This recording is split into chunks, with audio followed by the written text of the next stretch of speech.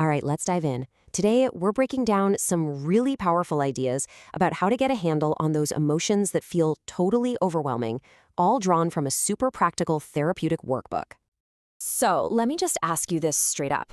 Do you ever feel like your emotions, whether it's anxiety or sadness or even anger, are just too much? Like they're getting in the way of you living the life you actually want to live? Well, if you're nodding along, the first thing to really let sink in is that you are not by any means alone. Struggling with intense emotions isn't some kind of personal flaw. It is a deeply human challenge that so many of us face. It's really helpful to see that emotional distress often isn't about a specific diagnosis, but more about a common pattern. And that pattern usually has three main ingredients. First, you experience really strong emotions, and you experience them pretty often. Second, you have a negative reaction to your emotions. That voice that says, I shouldn't be feeling this way. And third, you try everything you can to avoid or get away from those feelings. And that whole pattern leads us straight into what the source calls the avoidance trap. Now, this is a huge idea, and it's kind of counterintuitive. It's the simple fact that the more effort we put into not feeling something, the stronger and more stuck that feeling becomes. I mean, how perfect is this metaphor? Trying to fight your way out of a tough emotion is exactly like struggling in quicksand. The more you thrash around, the more you panic and try to escape, the deeper you sink.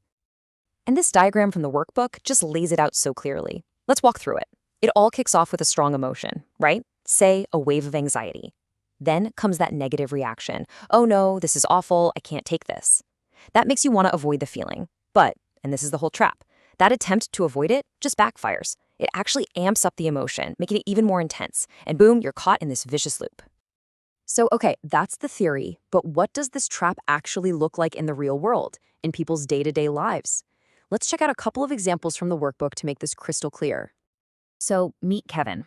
He's a 58-year-old lawyer. He has his very first panic attack, and understandably, it terrifies him.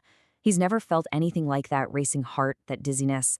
His fear of that feeling coming back was so intense that he started avoiding anything he thought might trigger it. Highways, stores, you name it. His whole world just kept getting smaller and smaller.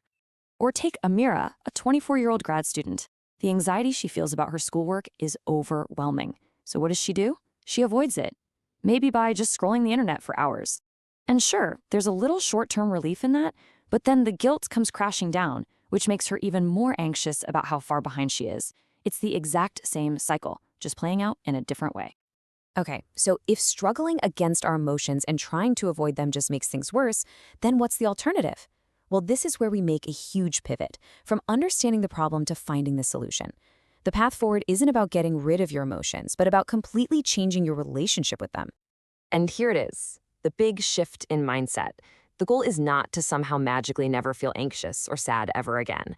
The real goal is to learn how to accept that these feelings are going to show up sometimes, and then, from that place of acceptance, choose to respond in a way that's actually helpful. It's about taking back control.